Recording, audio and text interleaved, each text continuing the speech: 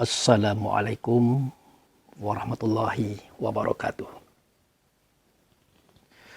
Saudaraku kaum muslimin dan muslimat, saudara sebangsa dan tanah air, dimanapun Anda ada dan berada.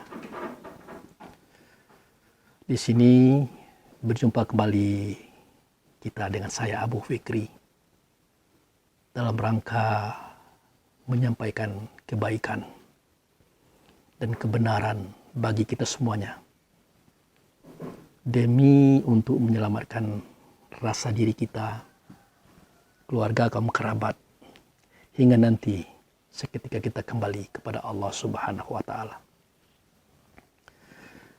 Saat ini saya hendak menyampaikan sebuah firman Allah yang saya petik dari ayat Quran, yang kalimat itu bunyinya sebagai berikut. Walaqad zara'na li jahannam katsira minal jin wal ins walahum qulubu la yafqahuna biha walahum a'yunu la yubsiruna biha walahum uzunu la yasma'una biha ulaika kal an'am bal adal wa ulaika humul khasirun. Jadi ayat itu adalah sebuah pukulan besar bagi kita sebenarnya. Karena tampak betul kejatuhan kita pada informasi ayat tersebut. Tetapi oleh karena itu adalah Allah dan Rasul yang menyampaikannya, ya tentu kita tidak boleh membantah. Kita harus sami'na wa ta'na. Karena sami'na wa ta'na itu hanya ada kepada Allah dan Rasul. Kalau kepada selain Allah dan Rasul, kita wajib hukumnya menampung dengan akal kita, memikirkan dengan pemikiran kita tentang apa maksud tujuan informasi itu masuk kepada kita. Nah, sedangkan informasi Allah dan Rasul dalam bentuk Quran dan hadis, yang kita fikirkan itu bukan absah dan tidaknya, bukan salah dan benarnya, tetapi yang kita fikirkan itu adalah maksud dan tujuannya apa. Beda dengan selain itu. Kalau selain Allah dan Rasul, yang kita fikirkan adalah absah dan tidaknya, benar dan tidaknya. Kalau masalah kebenaran pada mereka, selain Allah dan Rasul, tidak ada jaminan untuk mereka itu bisa benar. Tetapi yang pasti mereka adalah baik. Karena mereka punya keinginan untuk menebarkan kebaikan berdasarkan apa yang mereka fikirkan. Baik, kita lanjutkan. Terjemahan ayat itu bunyinya sebagai berikut. Sungguh, aku akan memenuhi artinya akan memenuhkan neraka jahanam itu kebanyakan daripada bangsa jin dan bangsa manusia.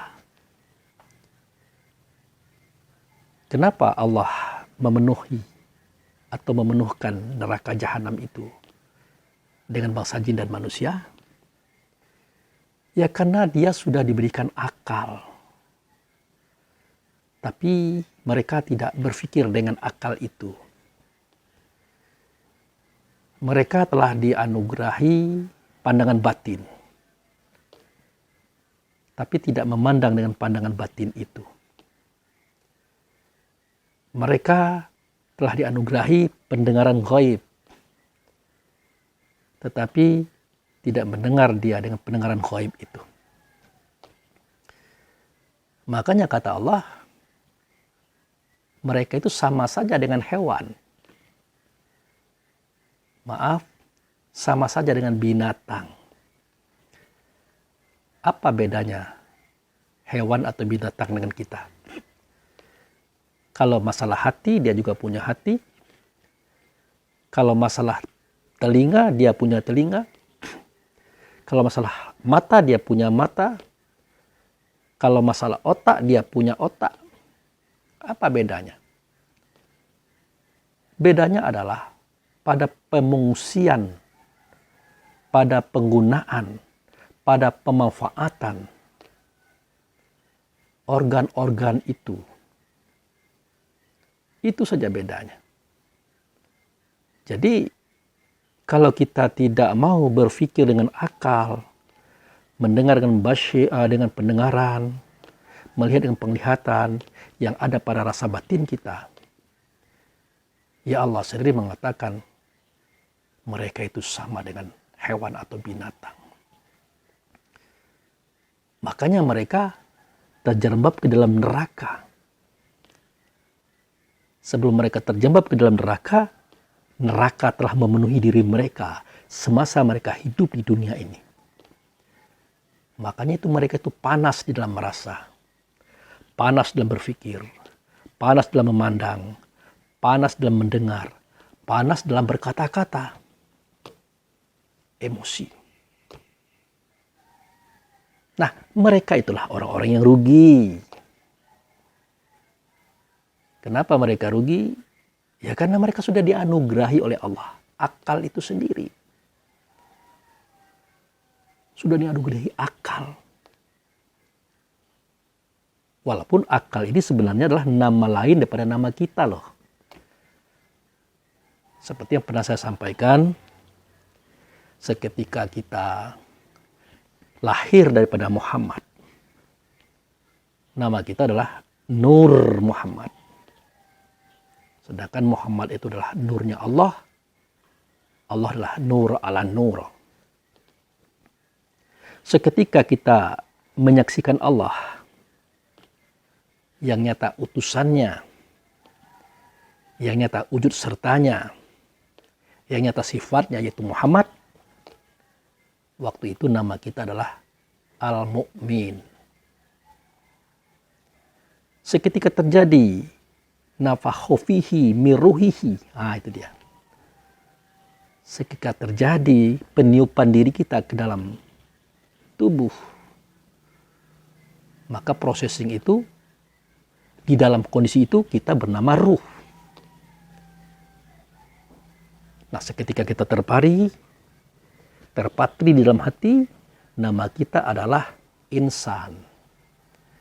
Senama dengan yang ada di dalam tubuh. Senama. Bukan sama, senama. Kenapa senama? Karena kita berada di dalam tubuh itu sendiri. Nah, seketika kita menampung persoalan, permasalahan, nama kita adalah akal.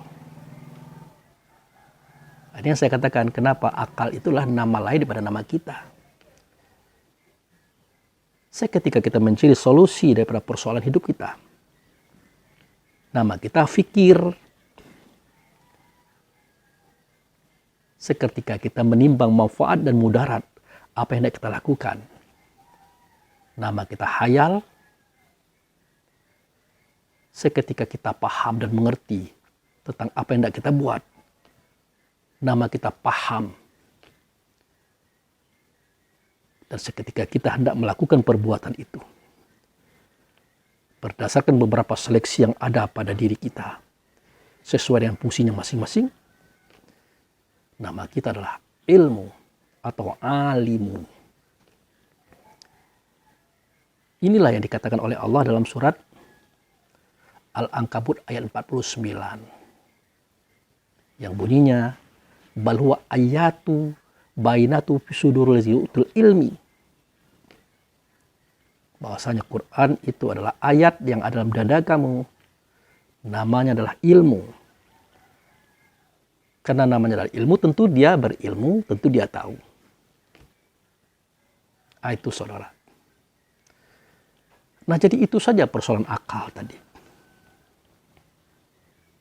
Jadi di dalam kehidupan sehari-hari kita hanya bisa sami'na wa ta'na kepada zat yang maha.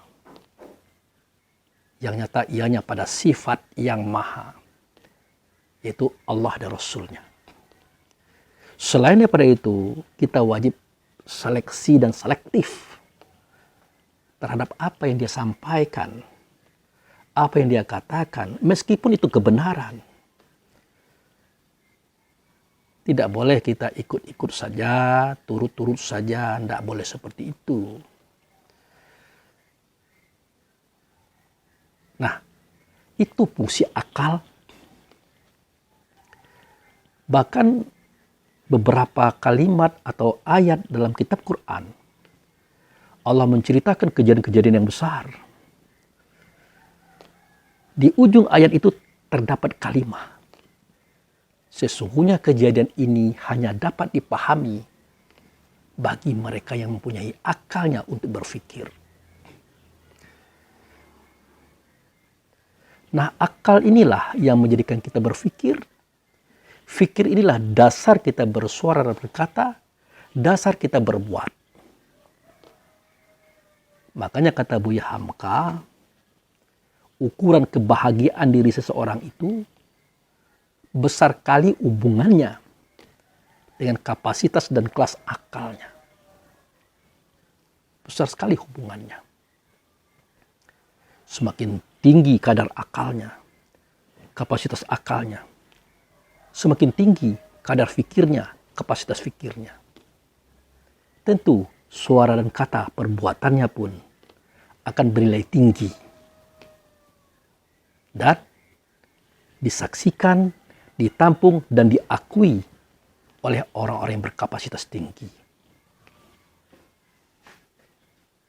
Begitu. Tetapi kalau orang-orang yang tidak menggunakan akalnya untuk berpikir, atau dia gunakan tetapi tidak maksimal, ya maka hasilnya sama dengan usahanya. Karena hasil tidak pernah membohongi usaha.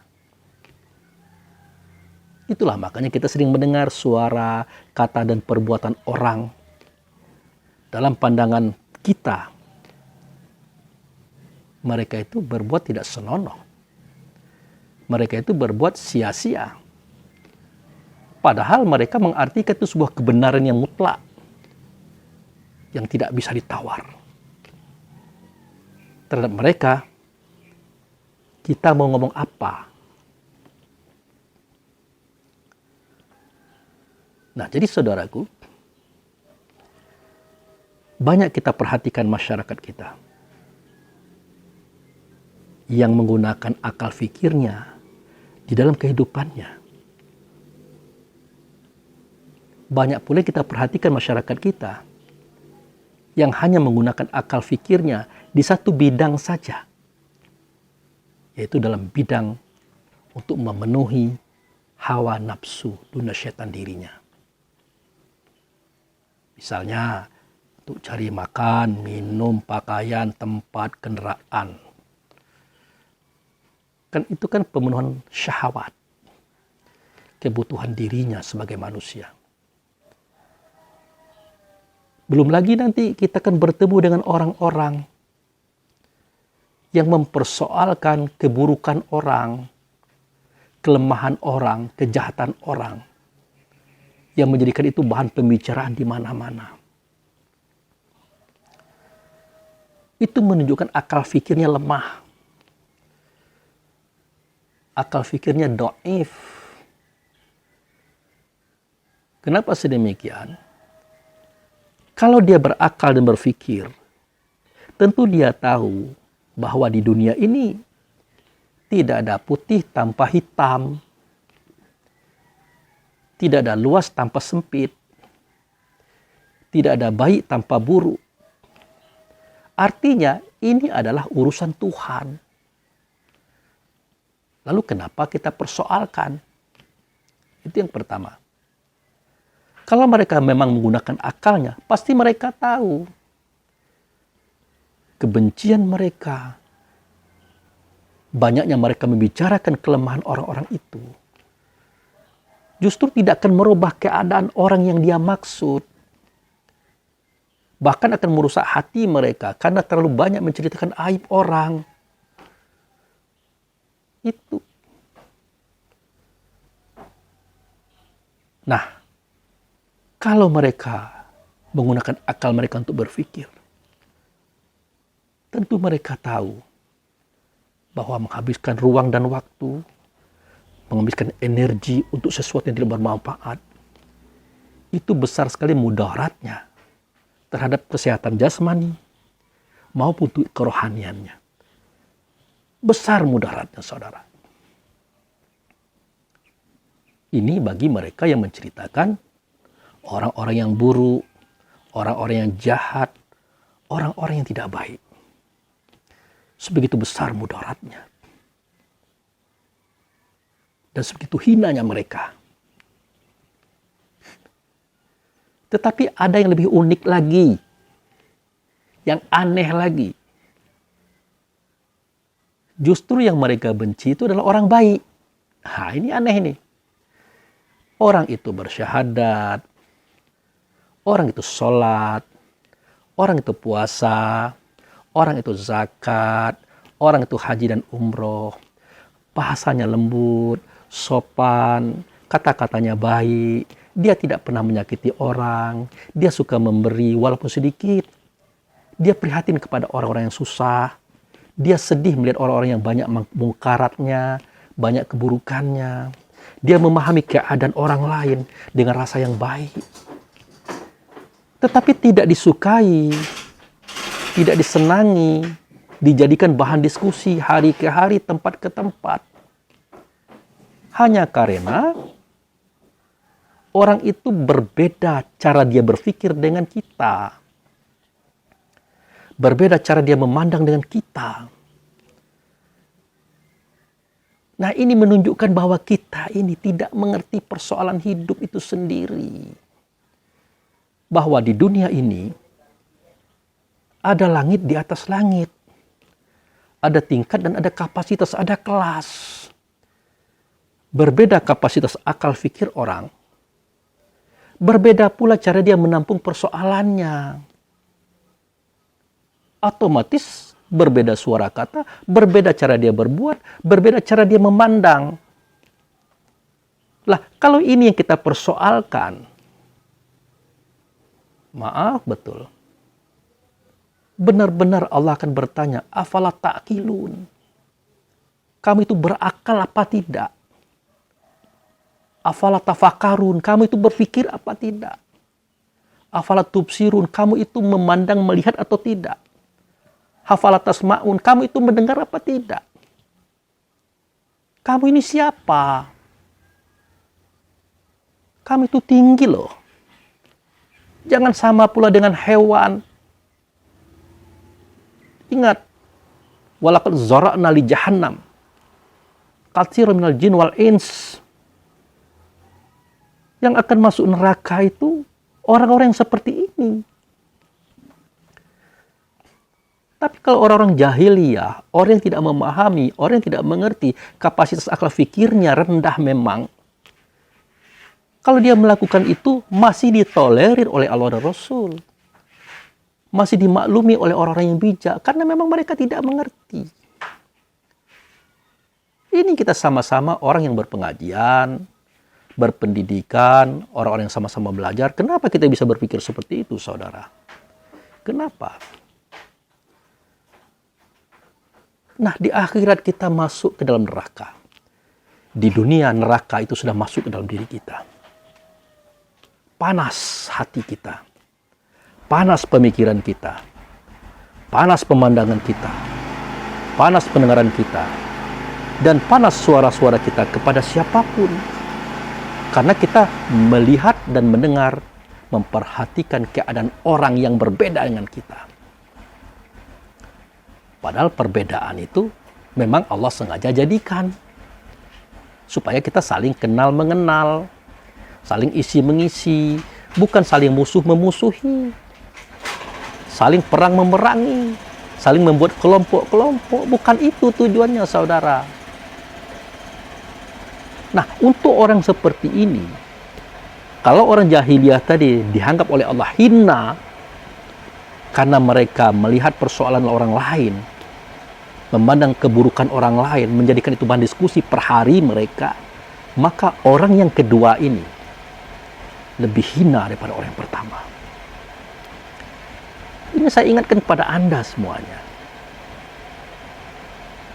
Makanya kita harus belajar, saudara.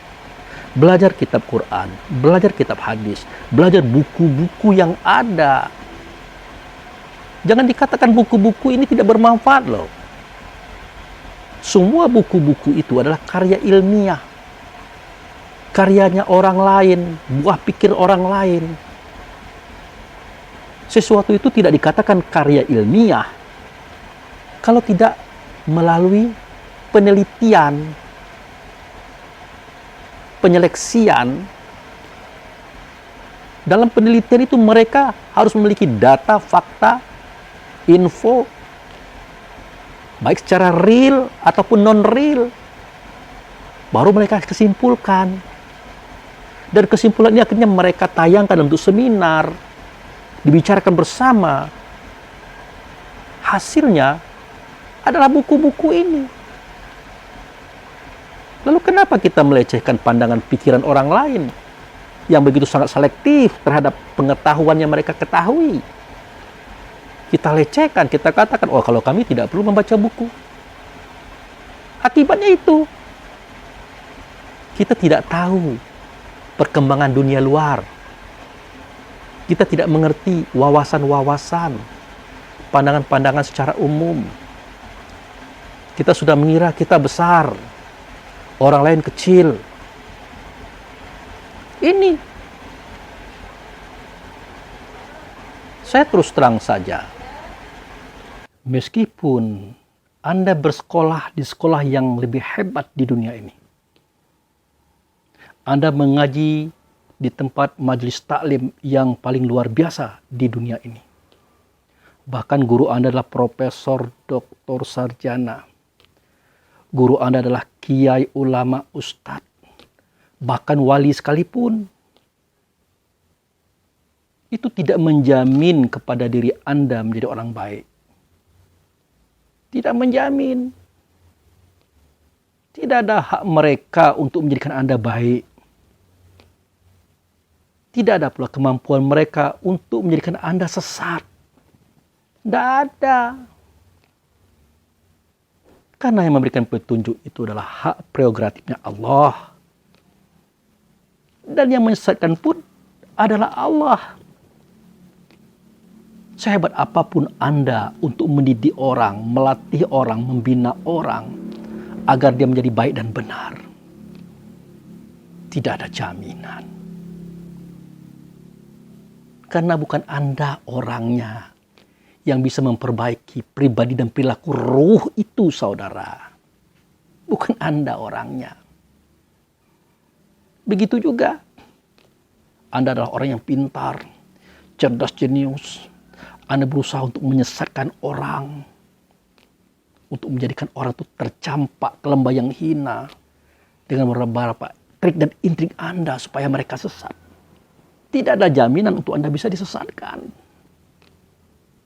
Karena menyesatkan orang juga adalah hak prerogatifnya Allah. Maka tidak ada masalah dengan kemanusiaan ini, saudara, tentang petunjuk dan kesesatan itu. Oleh karena itu jangan terlalu percaya diri kita ini.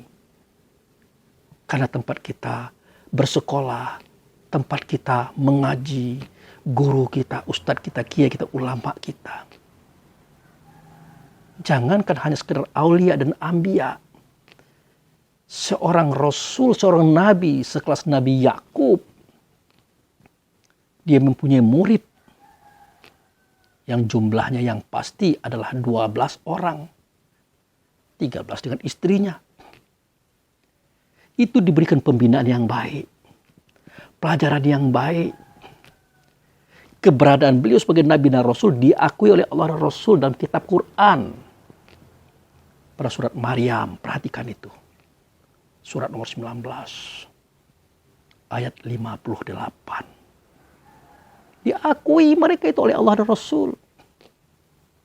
Tapi apa hasil yang diciptakan oleh Yakub terhadap anak-anaknya?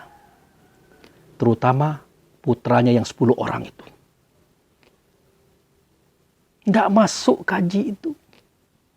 Tidak masuk pemahaman itu. Masih tetap iri, dengki, benci itu ada dalam diri mereka. Dan tidak logis. Dia benci, iri, dengki kepada adiknya mereka yang masih kecil, berusia 5 tahun, saudara. Yaitu Yusuf alaihi salam. Ya, waktu itu beliau belum menjadi nabi. Sebagai seorang ayah.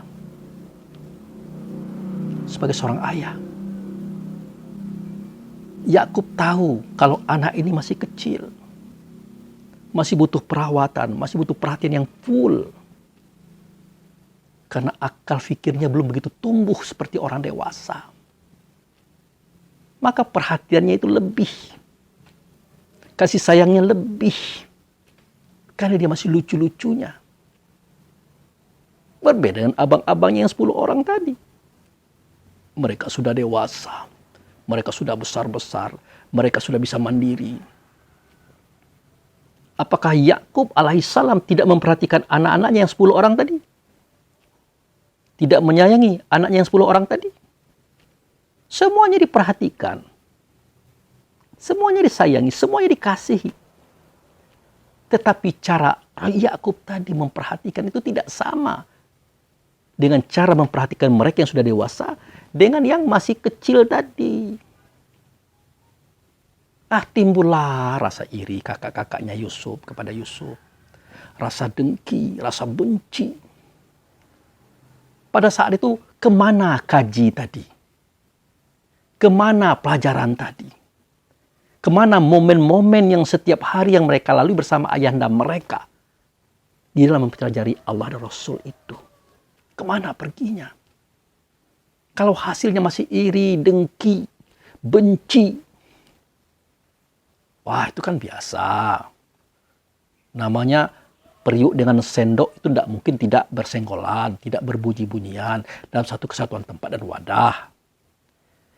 Itu kata kita. Tetapi cerita Nabi Yusuf ini menunjukkan kepada kita bahwa sifat iri, dengki dan benci itu menjurus kepada penipuan mereka terhadap ayahandanya mereka. Itu gurunya mereka. Ditipu oleh mereka. Kejadian ini seketika hendak membawa Yusuf. Dan seketika mereka melaporkan Yusuf sudah dimakan serigala. Ini bajunya berdarah-darah. Ada apa ini?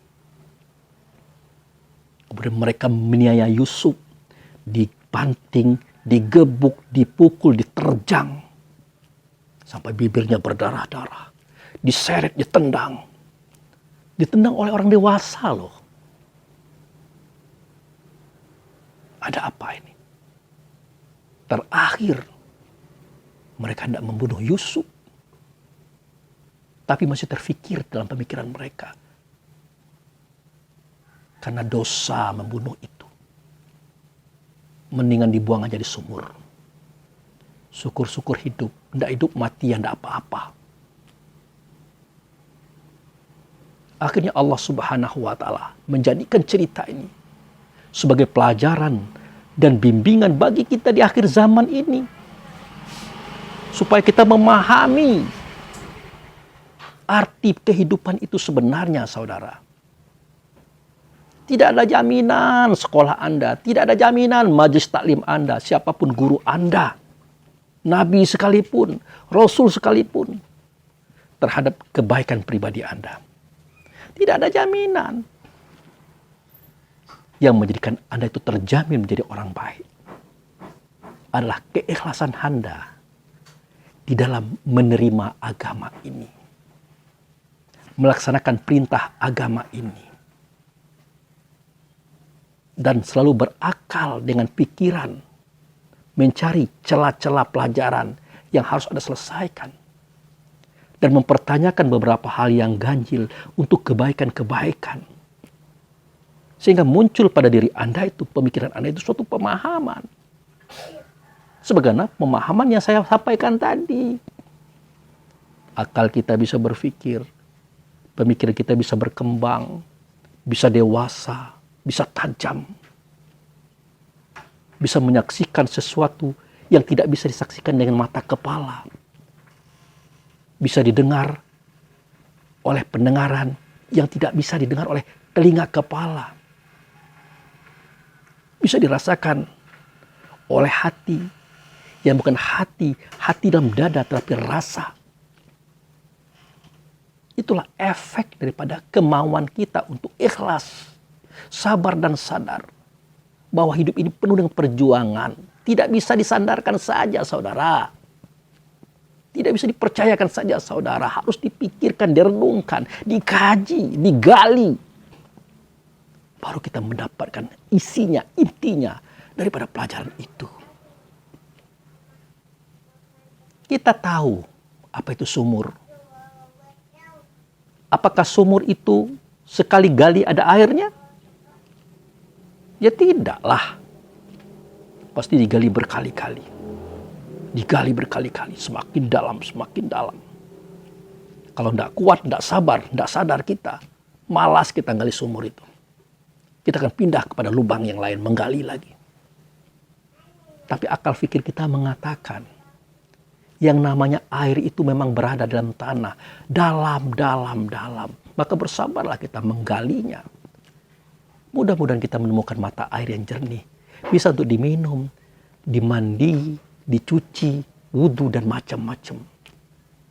Akhirnya bertemu kita dengan air, berkat kesabaran dan kesadaran kita. Nah, itu saudara yang saya maksudkan dengan akal fikir ini. Supaya kita bisa hidup dengan baik dan benar. Penuh kebahagiaan, ketentraman, kedamaian. Jangankan untuk memahami orang yang sama. Orang yang berbeda pun, yang berseberangan pun, kita mampu memahami mereka. Mampu mengantisipasi persoalan yang akan timbul dengan mereka. Karena kemampuan akal fikir kita menjelajahi samudra kehidupan itu, saudara. Itu makanya Allah Subhanahu wa Ta'ala sampai mengatakan, benar-benar akan aku timpakan atau aku penuhkan neraka jahanam itu dengan jin dan manusia. Walahum qulubu la yafqahuna biha. Mereka itu punya hati, punya rasa, punya akal, tapi tidak mau memahami dengan dia. Begitu juga punya pendengaran gaib, pendengaran hati, tapi tidak mau mendengar dengan dia. Punya penglihatan, juga begitu, tidak mau melihat dengan dia. Kita rasakan saja semua itu dengan hawa nafsu. Kita dengar saja semua itu dengan hawa nafsu. Kita lihat saja semua itu dengan hawa nafsu. Makanya angkara murka. Sementara kita masih merasa aman, masih berada dalam posisi yang baik. Karena kita mengaji, karena kita belajar, karena kita bersekolah. Anda tertipu, saudara. Itu persoalannya. Beda kalau hewan, beda kalau binatang.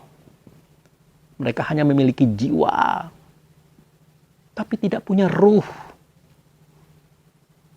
Kalau kita punya jiwa, tapi ada ruh. Jiwa itulah yang hidup pada diri kita, pada tubuh kita. Sejak kita dari air mani. Sejak kita dari spermatozoa. Jiwa itu yang ada pada tubuh kita. Tepat pada 4 bulan 10 hari. Waktu itu Allah meniupkan ruh. Sumasawahu wa nafakha fihi min ruhihi. Wa ja'ala lakumus sam'a wal absara wal afidah qalilan ma tashkurun. Seketika aku tiupkan ruh ke dalam tubuh badan jasadmu. Aku sempurnakan dia dengan ruh itu. Apa yang terjadi? Yang tadi kamu sudah punya telinga, belum bisa mendengar, maka kamu bisa mendengar. Yang tadi kamu punya mata, belum bisa melihat, maka kamu bisa melihat. Yang tadi kamu punya hati, belum punya rasa dan perasaan, kamu punya rasa dan perasaan. Karena dimasukkan ruh tadi. Maaf Pak Abu Fikri, seandainya kami ini tidak ditiupkan ruh, tapi kami lahir, apakah kami bisa mendengar? Apakah kami bisa melihat? Apakah kami bisa merasa? Apakah kami bisa berpikir? Jawabnya masih. Tetapi persis kayak hewan berperasaan. Kayak hewan mendengar, kayak hewan menatap, kayak hewan berpikir. Pemikirannya rendah. Kenapa rendah? Karena tidak ditiupkan sesuatu yang tinggi ke dalamnya. Itulah nur Muhammad. Muhammad itu nurnya Allah. Itulah ruh, itulah diri kita yang sebenarnya diri saudara. Oleh karena itu, pahamilah ini. Mengertilah ini.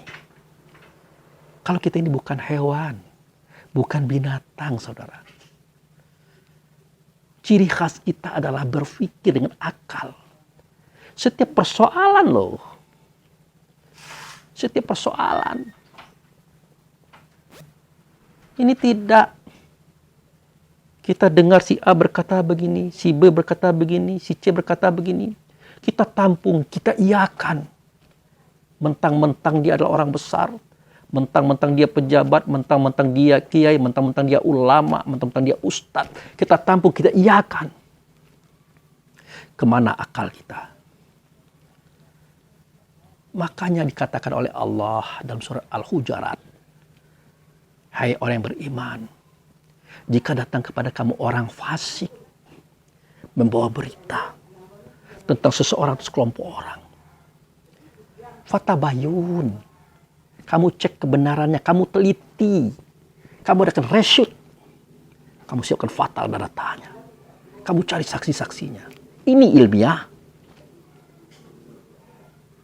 Supaya kamu jangan menjatuhkan hukum. Menjustis orang lain. Kemudian kamu menyesal. Kenapa menyesal? Karena tidak sedikit orang yang baik menjadi buruk. Di mata orang seperti kita. Orang yang jujur menjadi pengkhianat di mata orang seperti kita. Orang yang bermanfaat menjadi tidak bermanfaat di mata orang seperti kita. Sementara di mata orang lain. Yang bersangkutan berharga. Yang bersangkutan dinilai sebagai pahlawan. Yang bersangkutan bermanfaat bagi siapapun. Itu orang yang terbaik dalam kehidupan ini, saudara. Itu orang yang terbaik. Tinggi sekolah Anda, tinggi kaji Anda, besar gelar Anda, besar nama Anda, tidak menjamin Anda menjadi baik. Tetapi kalau Anda sudah bermanfaat bagi orang banyak, bermanfaat bagi orang lain, terbukti dan diakui oleh orang banyak, oleh orang lain, tercatat, tertera nama Anda di mana-mana untuk kebaikan kepada orang lain. Itulah orang terbaik di antara kalian, kata Rasulullah. Ini yang sering kita korbankan. Ini yang sering kita jatuhkan, yang kita sakiti. Bagaimana mungkin mereka ini tidak masuk ke dalam neraka jahanam oleh Allah Subhanahu wa taala nantinya?